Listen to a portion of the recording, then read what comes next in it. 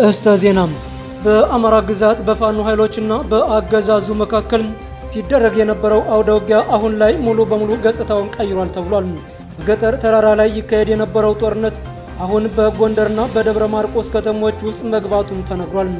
አገዛዙ የመንግስት ተቋማትን ለመጠበቅ በሚል በድሮን ጥቃትና በከባድ መሳሪያ ባደረገው ድብደባ በርካታ ንጹሃን ሰዎች ከፍተኛ ጉዳት መድረሱ እየተነገረ ሲሆን አገዛዙ ጥቃት የፈጸምኩት በፋኖ ኃይሎች እንጂ በንጹሃን ላይ አይደለም ሲል ክዷል።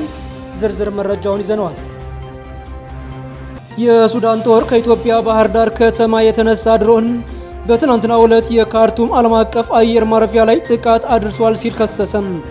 የተፈጸመው ቀጥተኛ ጥቃት በዝምታ አይታለፍም ያለችው ሱዳን በኢትዮጵያ የሚገኘው አምባሳደሯን ለምክክር መጥራቷን አስታውቃለች። የኢትዮጵያ መንግስት በበኩሉ በሱዳን መንግስት የተሰነዘረባትን ክስ ውድቅ አድርጋለች። የኢትዮጵያ የውጭ ጉዳይ ሚኒስቴር ባወጣው መግለጫ መሰረት የሱዳን መከላከያ ኃይልና የውጭ ጉዳይ ሚኒስቴር በጋራ በሰጡት መግለጫ በኢትዮጵያ ላይ ያቀረቡት ክስ መሰረተ ቢስ ነው ብሏል። ዝርዝሩን ይዘናል። አይቀር የሚመስለው የአፍሪካ ቀንድ ቀጠና ሙሉ በሙሉ ወደ አዲስ ጦርነት እየገባ ነው ሲሉ የፖለቲካ ተንታኞች ተናገሩ። ትናንት ጠላት የነበሩ ህወሓትና ኤርትራም ዛሬ ወዳጅ ሆነዋል። ኢትዮጵያ ደግሞ የሱዳን አርኤስኤፍ ታጣቂን በድሮን እየደገፈች ነው እየተባለ ሲሆን የአማራ ፋኖ ኃይሎች ከማን ጋር አጋርነት ሊፈጥሩ ይችላሉ የሚለውን ከኛ ጋር ለመቆየት ከፈቀዳችሁ የምትሰሙት ይሆናል። የተወዳችሁና የተከበራችሁ አድማጭ ተመልካቾች ላይ ሰማችኋቸውን ዋና ዋና ዜናዎችንና አዳዲስና ጫጭር መረጃዎችን ጨምረን በዝርዝር ወደምናሰማበት የዜና ክፍላችን እናልፋለን። አብራችሁን ቆዩ።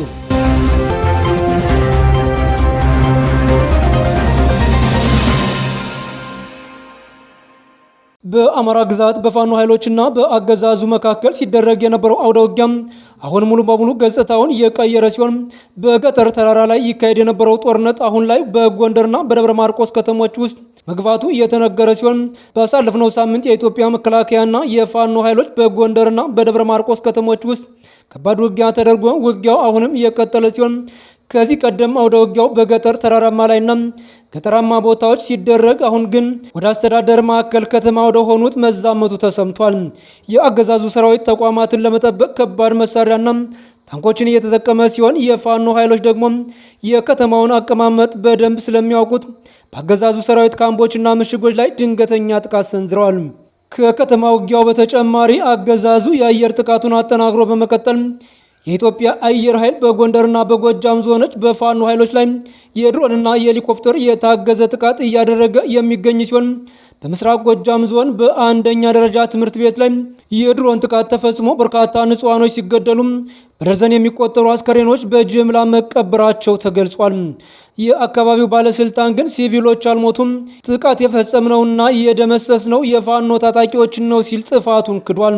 ከዚሁ ጋር በተያያዘ ደግሞ አገዛዙ በመጪው ግንቦት ወር ላይ ሊካሄድ ባሰበው ምርጫ ላይ በሀገሪቱ በርካታ አካባቢዎች የሰላሙ ሁኔታ ባለመረጋገጡ ምክንያት ዜጎች የምርጫ ካርድ መውሰድ ስላልቻሉም በሚሊዮኖች የሚቆጠሩ ኢትዮጵያውያን እንደማይመርጡ የተረጋገጠ ሲሆን እንደ ምክንያት የቀረበው ደግሞ ለሚያስተዳድረው ሕዝብ ሰላም እጦትና የኑሮ ሁኔታ ግድ የማይሰጠው አገዛዝ አይኑን በጨው አጥቦ ምረጡ ብሎ መምጣቱ ፍጹም አምባገነናዊ አገዛዝ መሆኑን ያረጋገጠ ነው የሚል እንደሆነ ታውቋል። በዚህ ጉዳይ ላይ አገዛዙ ችግሩ የመንግስት ሳይሆን የጊዜያዊ የጸረ ሰላም ኃይሎች የሚፈጥሩት ውጅንብር ነው፣ ይህንንም መንግስት መፍትሄ ለማግኘት እየሰራ ነው ያለ ሲሆን ለመንግስት ሰራተኞች የግዳጅ ድምፅ አሰጣጥ መመሪያ ወርዷል። መመሪያውም እያንዳንዱ የመንግስት ሰራተኛና ቤተሰቡ ድምፅ እንዲሰጥ አድርጉ፣ ካላደረጋችሁና ካልገበራችሁ ግን እንደ እምቢተኝነት ይቆጠራል።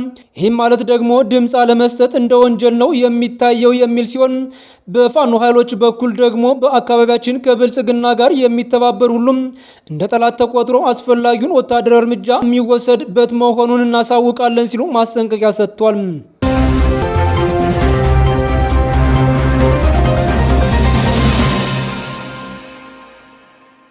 የሱዳን ጦር ከኢትዮጵያ ባህር ዳር ከተማ የተነሳ ድሮን በትናንትናው ዕለት የካርቱም ዓለም አቀፍ አየር ማረፊያ ላይ ጥቃት አድርሷል ሲሉ የከሰሰ ሲሆን የተፈጸመው ቀጥተኛ ጥቃት በዝምታ አይታለፍም ያለችው ሱዳን በኢትዮጵያ የሚገኘውን አምባሳደሯን ለምክክር መጥራቷን ያሳወቀች ሲሆን በጀነራል አብዱልፈታህ አልቡርሃን የሚመራውን የሱዳን ጦር ይህንን ክስ ያሰማው ትናንትና ሰኞ ሚያዝያ 26 2018 ዓ.ም በተሰጠ ጋዜጣዊ መግለጫ ሲሆን መግለጫውን የሰጡት የጦሩ ቃል አቀባይ ብርጋዴር ጀነራል ቃሲም አዋርድ አብዱላህምና የውጭ ጉዳይና የዓለም አቀፍ ትብብር ሚኒስትር አምባሳደር ሙሂ አብዱላሂ ሳሊም የተባበሩት አረብ ኤሚሬትና ኢትዮጵያ ከጦሩ ጋር ለሚዋጋው የሱዳን ፈጥኖ ደራሽ ኃይል ድጋፍ እያደረጉ ነው የሚል ክስ አሰምቷል።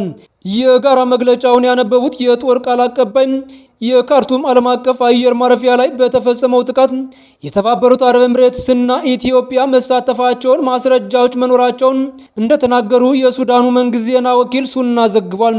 የውጭ ጉዳይ ሚኒስትሩ አምባሳደር ሙሂ ኤልዲን ሳሊም በበኩላቸው ጥቃቱ የተፈጸመው ከኢትዮጵያ መሆኑን በማስረጃ ተረጋግጧል ብሏል። የሱዳን ጦር ቃል አቀባይ ከአውሮፓውያኑ መጋቢት ወር ወዲህ ከኢትዮጵያ ባህር ዳር አየር ማረፊያ የተነሱ 3 ድሮኖች ዋይት ናይል፣ ብሉ ናይል፣ ሰሜናዊ ኮርዶፋን እና ደቡብ ኮርዶፋን ግዛቶች ውስጥ ጥቃት እንደፈጸሙ በመጥቀስ የከሰሱ ሲሆን ከነዚህ ድሮኖች አንዱ መጋቢት 8 ቀን 2018 ዓ.ም በአየር መከላከያ ተመትቶ መውደቁን የተናገሩት ቃል አቀባዩ የሰው አልባ አውሮፕላኑ መረጃ መተንተኑንና ለአምራች ተቋሙ ጥያቄ መቅረቡን ገልጸዋል።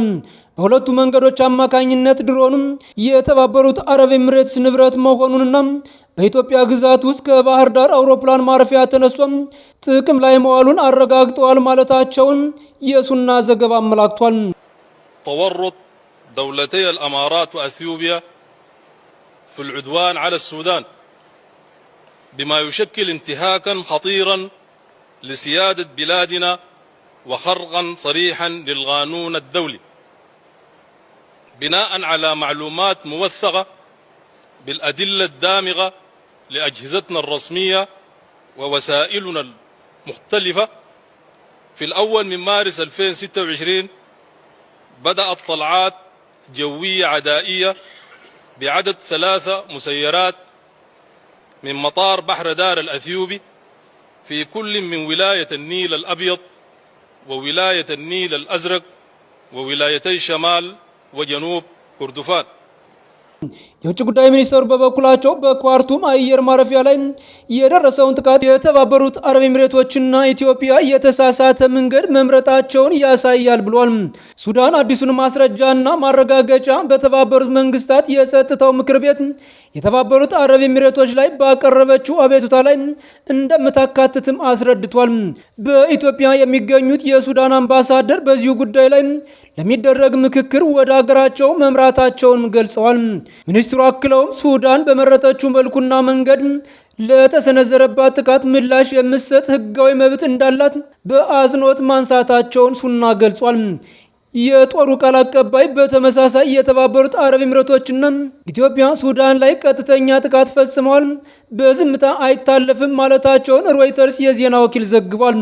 ሱዳን ከኢትዮጵያ የሚነሱ ድሮኖችን በግዛቷ ውስጥ ጥቃት እያደረሱ መሆኑን በመጥቀስ ክስ ስታቀርብ ይህ የመጀመሪያው አለመሆኑን በመጥቀስ የአልቡርሃን መንግስት የካቲት ላይ ባወጣው መግለጫ ለዚህ አይነት ጥቃቶች በሁሉም መንገዶች ምላሽ የመስጠት መብት እንዳለው በመግለጽ የኢትዮጵያ ባለስልጣናት አስጠንቅቆ እንደነበረ የሚታወስ ሲሆን የኢትዮጵያ የውጭ ጉዳይ ሚኒስቴር ባወጣው መግለጫ ደግሞ የሱዳን መከላከያ ኃይልና የውጭ ጉዳይ ሚኒስቴር በጋራ በሰጡት መግለጫ ኢትዮጵያ ላይ ያቀረቡት ክስ መሰረተ ቢስ ነው ብሏል። የውጭ ጉዳይ ሚኒስቴሩና የወታደር ቃል አቀባይ በጋራ በሰጡት ጋዜጣዊ መግለጫ ወቅት ኢትዮጵያ ያቀረበችውን መሰረተ ቢስ ውንጀላ ውድቅ አድርጋለች። የኢትዮጵያና የሱዳን ህዝቦች ታሪካዊና ዘላቂ የሆነ ወዳጅነት ትስስር ያላቸው የሁለቱን ሀገራት ወንድማማችነትና ግንኙነት በመገንዘብ የኢትዮጵያ መንግስት በሱዳን የእርስ በርስ ጦርነት አንዳንድ ታጣቂዎች የፈጸሙትን የኢትዮጵያ የግዛት አንድነትና ብሔራዊ ደህንነት ከፍተኛ ጥሰት ለህዝብ ይፋ ከማድረግ ተቆጥቧል። እነዚህ ጥሰቶች የህወሓት ቅጥረኛ ወታደሮችን በግጭቱ ውስጥ በስፋት መጠቀማቸውን ያጠቃልላል። የሱዳን ጦር ኃይሎች ለእነዚህ ቱጃሮች የጦር መሳሪያና የገንዘብ ድጋፍ በማድረግ በኢትዮጵያ ምዕራባዊ ድንበር ላይ ወረራውን አመቻችቷል።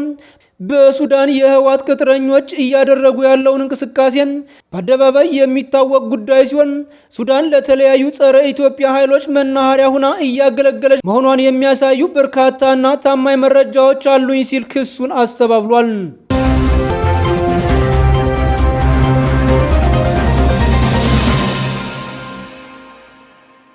አይቀር የሚመስለው የአፍሪካ ቀንድ ቀጠና ሙሉ በሙሉ ወደ ጦርነት እየገባ ነው ሲሉ የፖለቲካ ተንታኞች ተናገሩ።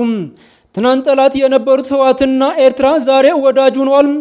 ኢትዮጵያ ደግሞ የሱዳኑን አርኤስኤፍ ታጣቂዎች በድሮን እየደገፈች ነው የተባለ ሲሆን ህወሓት የፕሪቶሪያውን ስምምነት ወረቀት በመቅደድ ከጦርነቱ በፊት የነበረውን የትግራይ ክልል ምክር ቤት እንደገና ማቋቋሙን ተከትሎ የትግራይ ጊዜያዊ አስተዳደር ፕሬዝዳንት ሌተናል ጀነራል ታደሰ ወረደ ይሄ ወደ ጦርነት የሚመልስ አደገኛ እርምጃ ነው ሲሉ አስጠንቅቀዋል።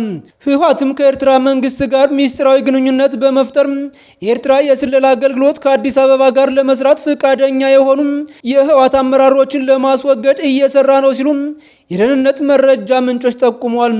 ከፕሪቶሪያው ስምምነት በፊት በነበረው የትግራይ ጦርነት ኤርትራ የህወሓት ቀንደኛ ጠላት እንደነበረችና አሁን ግን የጠላት ወዳጅ ነው ብለው በመተባበር እየሰሩ ሲሆን የአውሮፓ ህብረትና የአሜሪካ ህብረት የእንቅስቃሴ እገዳ እንደሚጥሉባቸውም ዛቻ ሰጥቷል። በሌላ መረጃ ደግሞ ኢትዮጵያ ከሱዳኑ አርኤስኤፍ ጎን በመሰለፍ በሱዳን ጦር ውስጥ በይፋ ገብታለች ተብሏል። በቤንሻንጉል ጉሙዝ ክልል አሶሳ አውሮፕላን ማረፊያ ተጠቅማ አርኤስኤፍ በሱዳኑ ብሉ ናይል ስቴት የድሮን ጥቃት እንዲፈጸም እየረዳች ነው ብሏል። ኢትዮጵያ በ2025 መጨረሻ የድሮን ድጋፍ መሰረተ ልማት ሰርታለች የተባለ ሲሆን ምክንያቱ ደግሞ ግብጽ የሱዳን መከላከያ ኤስኤፍ ስለምትደግፍ የሱዳን መከላከያ ኤስኤፍ ደግሞ ከህወሓት ጋር ግንኙነት ስላለውና አልፋሽጋ ላይ ከኢትዮጵያ ጋር ክርክር ውስጥ ስለሆነች ነው ተብሏል። በሌላ በኩል ደግሞ ግብጽ ኤስኤኤፍን በመሳሪያ በድሮን ጥቃትና በሰራዊት በመደገፍ የግብጽ ኢትዮጵያ ጦርነት በሱዳን ምድር ላይ እያካሄደች ነው ሲሉ መረጃውን ገልጿል። ይህ የቀጠናው ትስስር ለፋኖ ኃይሎች ትልቅ እድል ፈጥሯል የተባለ ሲሆን የሱዳን መከላከያ ከህወሓት ጋር የነበረውን ግንኙነት በማቆም በአሁኑ ሰዓት ከአማራ ፋኖ ኃይሎች ጋር ግንኙነት የመፍጠር ፍንጭ ታይቷል ተብሏል። በምስራቅ አፍሪካ የቀንዱ ቀጠናዎች እየተደረገ ያለውን ያልተገባ እንቅስቃሴ በጥቂት ሳምንታት ውስጥ ቀንድ አፍሪካ ወደ አዲስ ጦርነት ሊገባ ይችላል ሲል የአውሮፓ ህብረት አስጠንቅቋል። የተከበራችሁና የተወደዳችሁ አድማጭ ተመልካቾች ለዛሬ ያዝናችሁ አጫጭር መረጃዎች እነዚህን ይመስሉ ነበር። በቀጣይ በሌላ መረጃ እስከምንገናኝ ጤና ይስጥልኝ።